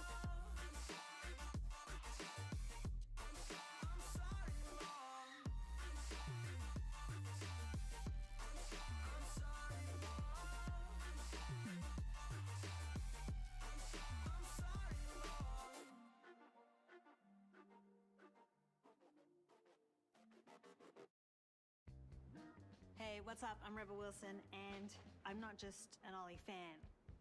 I've gone all Ollywood now. Why? Because when you take Ollie gummies, nothing can stop you. They're just so tasty. Ollie!